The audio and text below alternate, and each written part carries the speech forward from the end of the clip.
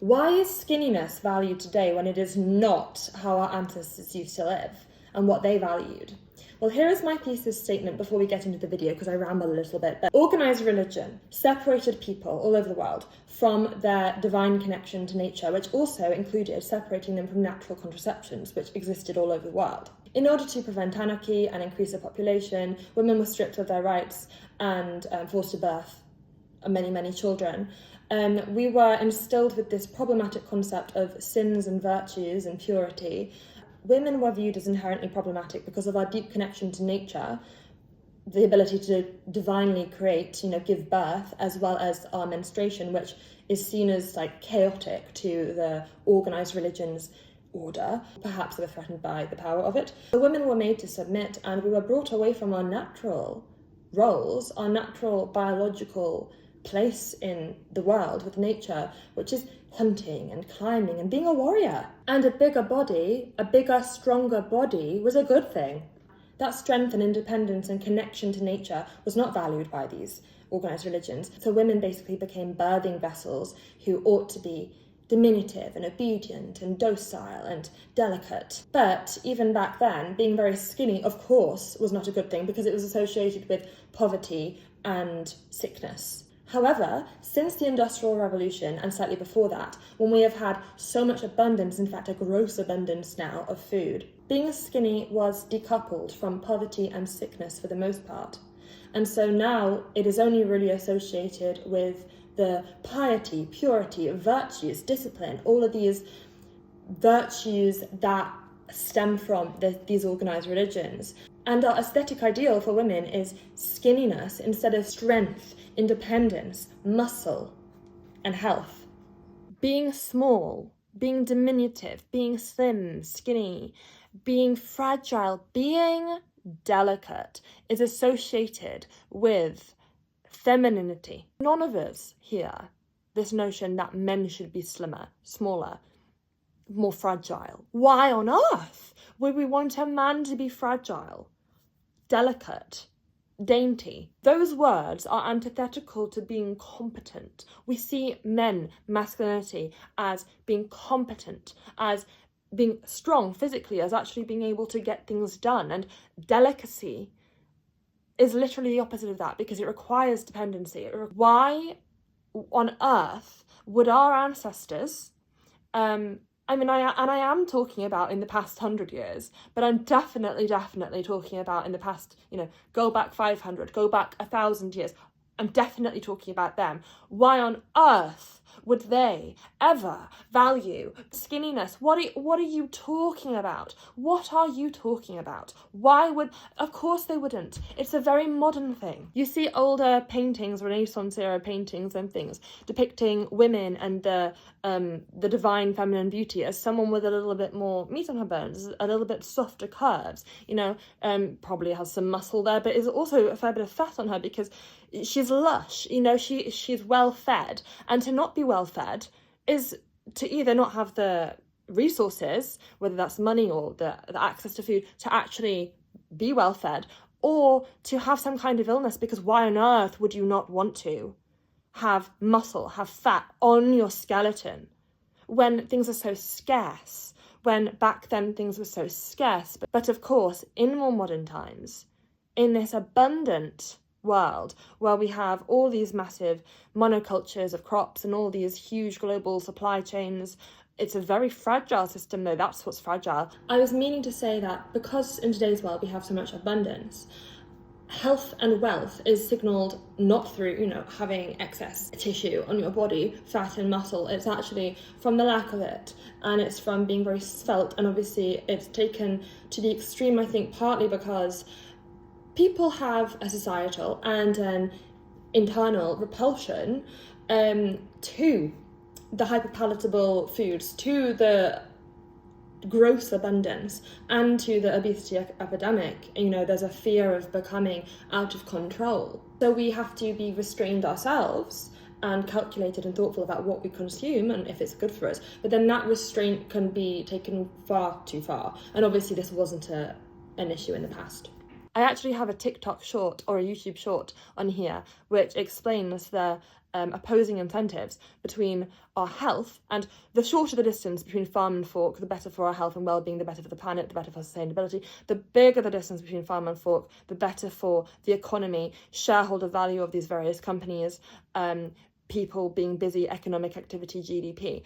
I mentioned that to say, nowadays we actually have a system which is built on actually creating waste and actually creating so much excess stuff. I would hasten to estimate that this phenomena of EDs began occurring maybe around the Enlightenment, maybe when Christianity and other monotheistic religions swept the globe, along with obviously increasing abundance of food, because this concept of purity and these very rigid gender roles are obviously very much tied to these monotheistic religions. We've also become increasingly separated from nature. I'm in Yorkshire right now, and the Parisi tribe were the native people here before the Romans came 2,000 years ago.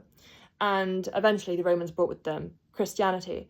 But the Parisi people, we don't know a lot about their different practices. We know that they had like chariot burials, and they were pagan, they were polytheistic. They certainly had a deep connection and a deep reverence for nature, and saw themselves as being part of nature rather than having dominion over it.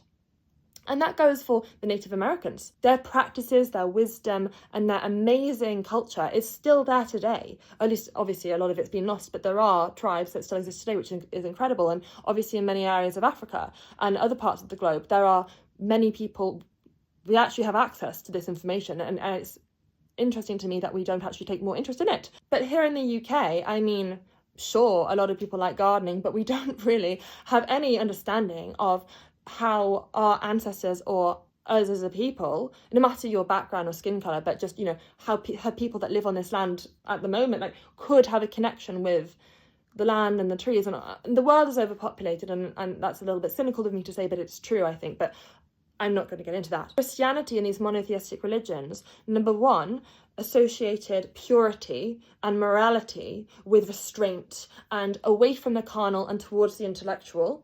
They also associated femininity with purity, and women being like the moral arbiters of the species, basically.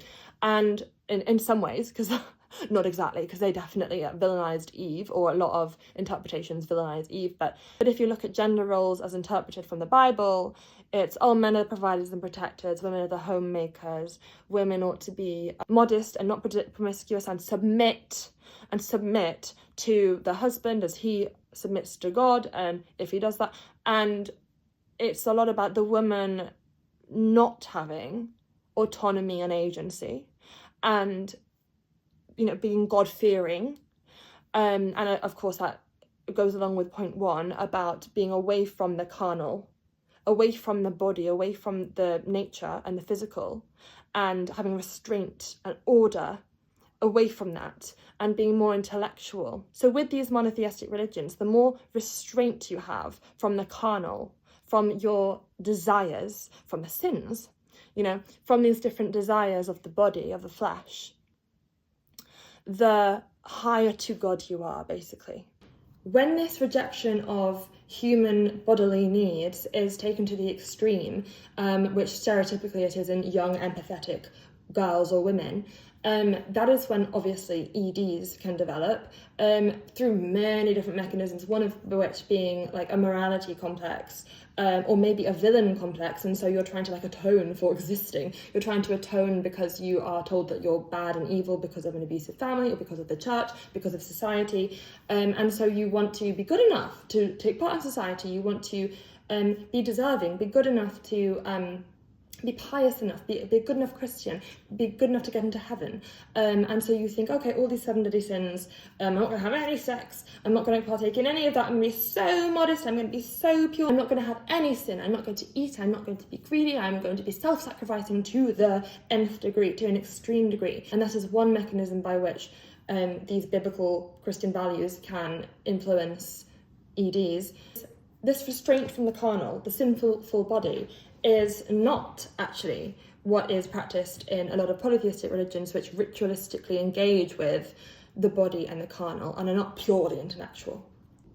These polytheistic religions and pagan religions, which were also polytheistic, believed in being that we are part of nature rather than having dominion over nature. In fact, they believe that the closer to earth, the closer to the body, the closer to nature, the closer to the divine, which is the opposite of Christianity and Islam and some other religions that believe that the further from the body, the further from nature, the closer to the divine.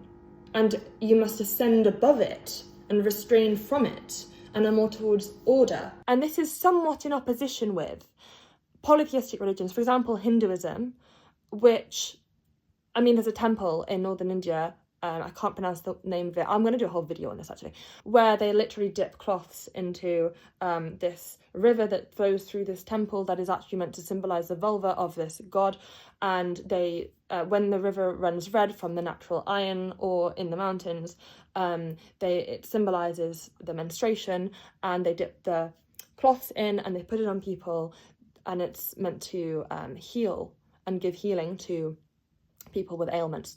And you know, that is really, in a ritualistic way, appreciating and confronting and honouring the carnal. But obviously, that's just one example. Just one example. There's so many. I mean, think about Tantra, which I think is connected to Hinduism and Buddhism and Jainism even. The cult of Dionysus, Dionysus tribe in ancient Greece, who did ecstatic dancing to connect to the divine, because they saw themselves as part of nature and connecting to these, like, breaking social constraints and connecting to the body, and this like temporary expression of madness was actually seen as healthy and like actually connecting to the divine and a healthy expression. I mean, there's carnivals in different parts of the world which I think derive from other religions with other similar practices, and these are very antithetical to Christianity and Islam, which are very puritanical and very much like, oh, no, no, no, no. Anything involving the body, basically, is a no-no. In fact, the more restraint you practice, the better, honey. The 7 deadly sins are often taken to their extreme as well, where we see, you know, pride, wrath, lust, greed, gluttony, all of these things as purely bad, whereas actually there is a moderation to be reached with these things. For example, if we didn't have lust, none of us would be here. If we didn't have gluttony, we would have starved to death. If we didn't have greed, we would never have any ambition. But going back to gluttony, now if you see gluttony as a sin, and if you see having any like connection to the body desires as a sin, and if you associate femininity with submitting to the orders of another and being obedient and a good girl and fearing God and fearing your husband and or your father figure or whoever, can you see how these monotheist religions, Christianity, Islam, have obviously contributed to a landscape of cultural values and virtues that are actually quite problematic, especially when taken to their extreme, like gluttony. We need to eat, and it's not a virtuous thing to be really, really restrained from food. With the Industrial Revolution and with the abundance that we have today, and with the obesity that we see, and that's obviously a problem because it's bad for people's health. You know, it's growing up as an extreme America. You know, one word that I would use to describe America, if I had to, like in 3 words, one of them would be extreme. In fact, that might be the first word, extreme. Because, you know, if you're someone growing up in America or even the UK, wherever, but we're a global society now. But if you're growing up today and you see so many like obese people and unhealthy people, understandably, a lot of people feel concern about the obesity epidemic and want to recoil from it. And so they may actually try and do the opposite with their own lifestyle and their own body, but to another extreme degree. You know, it's the extreme end of the same coin. All these junk foods, and maybe you grew up religious or maybe you don't, but you're seeing Ariana Grande and you're seeing celebrities that look very, very skinny, or maybe you've gone through abuse in your household, and even if you're not religious, you are taught that, you know, your needs, your opinions don't matter. You're bad, you're evil. They, you know, you have this complex of a villain complex, a complex of not being good enough. And if you're female as well, and femininity is associated with being slim, skinny, delicate, dependent, docile, then it's very likely that you might develop an ED. But these things are modern. None of these things are what the Parisi tribe or other tribes, no matter what country you live in or you're from, experience. I mean, my username on YouTube is Sevilla Boudica, after Queen Boudica. She was a legendary warrior queen about 2,000 years ago that defeated the Romans in East Anglia, London area. She was like the queen of the Iceni tribe, which was one of the largest tribes in the British Isles 2,000 years ago. I mean, this is a queen warrior, you know, women fought. In addition, like, let me just say as a side note, like, the idea that, because a lot of arguments you see today about gender roles, especially the extreme ones coming from like alt-right people or MAGA conservatives and people online, is like, oh, you know, women are supposed to have lots and lots of children, and, you know, that's our traditional role. We had access to contraception. Our ancestors had access to contraception in all parts of the world, actually. Like, women weren't just birthing babies. Women weren't just, you know, picking fruit and birthing babies. We were actually doing a lot more than that. I mean, Queen Boudica's an example, but like in the UK, one of the methods of contraception was like wild carrot seeds. That's just one of them. Like, there's so many throughout the world. Like, our ancestors had a deep connection to nature, and they revered it. And unlike in Genesis 1:28, which tells us, you know, and man must be fruitful and multiply and have dominion over all the moving things in the sky and the sea and the land, and subdue it. You know, back then, I think that, I mean, I'm not acting like it was ideal. You know, obviously, look at the animal kingdom, and not that we are animals, obviously, but, you know, still human, but look at the animal kingdom. Like, life is brutal. It is. But I think that we had a lot more methods, a lot more technologies, a lot more natural technologies than we realise today. And actually, a book I'm reading is The Poisonwood Bible by Barbara Kingsolver. It's about an American family in 1950s, like deep South America, going to the Congo. And essentially what was happening then, these white people were going over to the Congo and basically giving these people fear and shame and kind of acting like they're all barbaric, even though they had a deep connection to nature and lots of natural technologies and a happy way of life for the most part, you know, and saying, oh, they're barbaric, you should have shame, you should cover yourself up, you know, what are you doing? Giving them that while taking the land underneath them. So consider that actually, unlike what might be told on certain podcasts in the manosphere online about women's role in society, that women should be docile, delicate and dependent and submit to a man, using religion and incorrectly talking about evolutionary biology and incorrectly talking about humanity's past, as though we were so barbaric back then. Consider that actually they don't really know what they're talking about when it comes to male and female roles. I mean, obviously there's, you know, there is a difference between us, but it's not as they claim. It's not like women have ever had to have lots of children, and that is what we should do, and we should be docile, delicate, dependent. But these ideas, I mean, it's just so accepted that that's how life apparently was, you know, the caveman days or whatever. Actually, that's not the case. That's not the case at all. That only really became the case when we became disconnected from nature. And when we were enlightened, apparently, with these monotheistic religions, with Christianity, and began living in larger populations and having a much more abundance of food. And when this new type of morality and this idea of sin and being detached from the body and detached from nature, and femininity being purity, when these things came into existence that are still in society right now and globally, because we do have, you know, American hegemony, and we do have a global capitalist system. Capitalism was conceived in this world with Christianity in mind, and all of these things were conceived with the basis of the nuclear family. And I'm not criticizing that in its entirety and things, and I also do appreciate the value of these religions in terms of practicalities, in terms of population control, like from a very logistical point of view, in terms of controlling large populations. And I do also not judge people who are religious, by the way. Like, one of my best friends is religious. I have some, you know, a lot of family members who are Christians and Catholics and Protestants or whatever.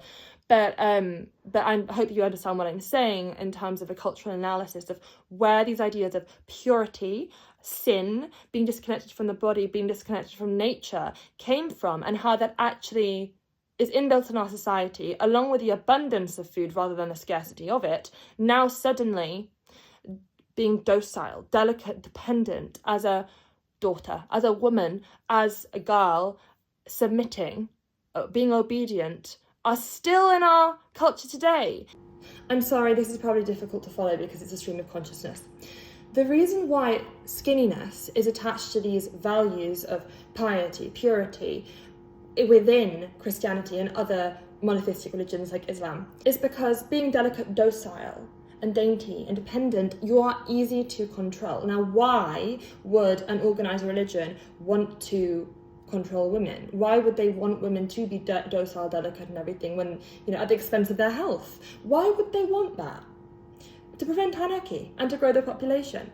Organised religion is a device to control mass populations. The leaders of a population and the stratified hierarchy within it wants to keep the mass people down. It doesn't want anarchy. It doesn't want riots and anarchy and chaos. It wants order. And the way that you avoid anarchy is keeping men busy and women busy. And how do you keep women busy? The same way that you grow the population. You make sure they don't have contraception. You make sure they don't have rights. You make sure that they are dependent and popping out children. And so this is why being delicate and unable to defend yourself and not in connection with the feminine divine and not opinionated but pious and fearful and delicate was then and still is today associated with virtue, associated with discipline, associated with being pious, God-fearing, a good girl, a good Christian. But skinniness back then was still seen as unhealthy because people had to work the farms, they needed some muscle on them, right? Our reverence of skinniness is very, very new because it's only since we've had such abundance, such gross abundance, has skinniness been disassociated from poverty and illness. Poverty and illness still exist, but even where there's poverty and food deserts, you get obese people because the only food they have access to is McDonald's and a lot of these ultra-processed foods.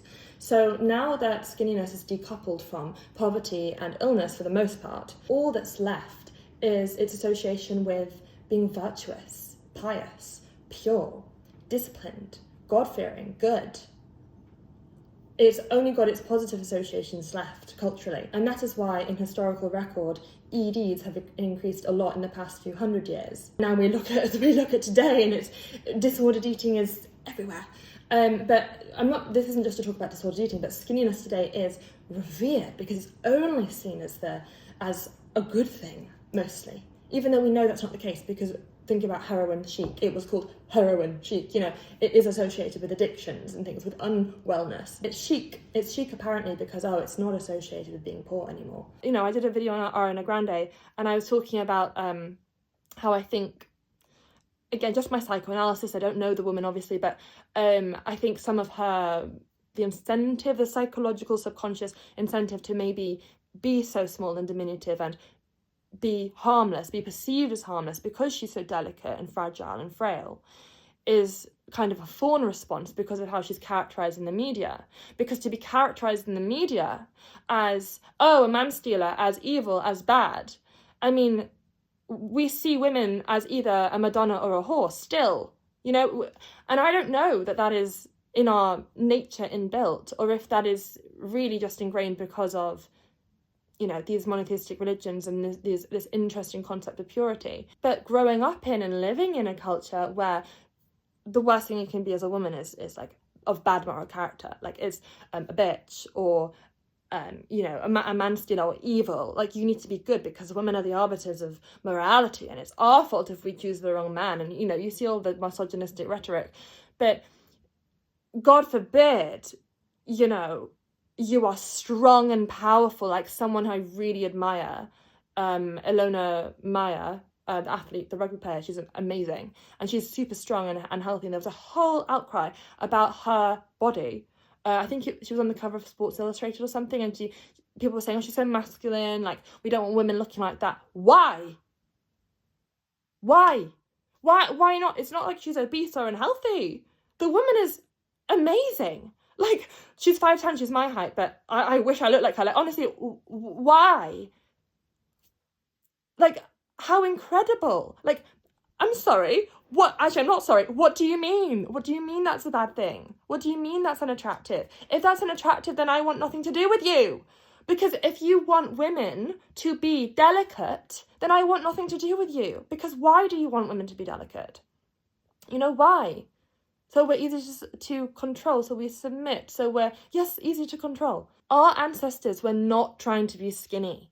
They were climbing trees, they were planting stuff, they were worshipping the god of the river and the god of the harvest and the god of the femininity and fertility and all sorts of things. They were worshipping all of these different deities, and they saw themselves as part of nature. They believed in, I mean, side note, it's actually really amazing that like fairies, you know, the belief in fairies and everything is still prevalent in Ireland. At least it was with my granny.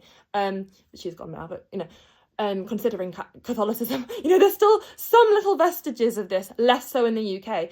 I mean, I think that fairies is maybe a more modern version of it, but yes, we had so many myths and legends and deities that we revered and believed in. And I'm not suggesting you become polytheistic, I'm not trying to change your religious beliefs, other than I'm encouraging you to examine how culture, shaped by religion, how culture in terms of our disconnection from nature, disconnection to ourselves, how this morality and purity and this sinfulness has still today, these are the underlining like derivatives of modern belief systems. And given the fragility of our world and our global supply chains and the oil and all of these things, perhaps it's really unwise to make yourself weak now.